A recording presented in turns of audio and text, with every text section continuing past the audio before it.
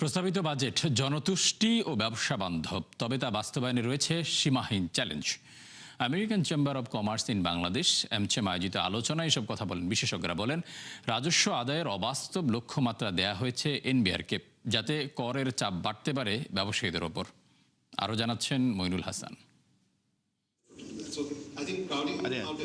11 June নতুন অর্থ বছরের বাজেট ঘোষণার পর থেকেই বিভিন্ন মহলে চলছে বিশ্লেষণ।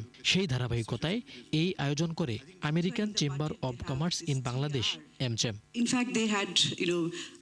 বক্তারা বলেন, বাজেটে রাজস্ব আদায়ের অবাস্তব লক্ষ্যমাত্রা দেয়া হয়েছে এনবিআরকে, যাতে চাপ বাড়তে পারে ব্যবসায়ীদের ওপর।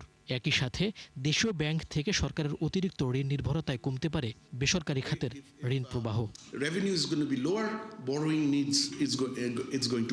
প্রস্তাবিত বাজেট জনতুষ্টি ও ব্যবসা বান্ধব।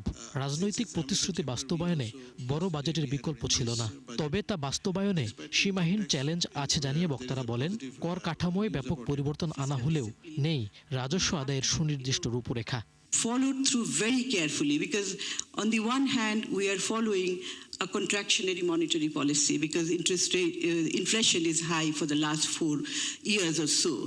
But on the other hand, looking at the nature of the budget, it is an expansionary fiscal policy. So how do you match?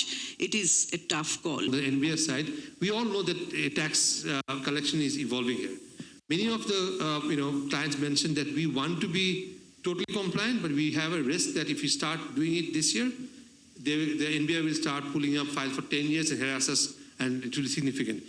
অনুষ্ঠানে দক্ষ মানব সম্পদ তৈরিতে আরও মনোযোগ দেওয়ার গুরুত্ব তুলে ধরেন বক্তারা। পরামর্শ দেন বিনিয়োগ ও কর্মসংস্থান বাড়াতে আরও উদ্যোগী হওয়ার। Does the budget answer doing business in Bangladesh easier? Yes, some of it, but not completely. I feel business people have the same challenge. We find doing business in Bangladesh, money making in Bangladesh should be made more easier so that people from outside world comes to Bangladesh to start making money. চলমান অর্থনৈতিক বাস্তবতায় 6.5% GDP প্রবৃদ্ধি এবং মূল্যস্ফীতিকে 7.5 নামিয়ে আনা কঠিন হবে বলেও জানানো হয়। Thank you. মইনুল হাসান, 71, ঢাকা।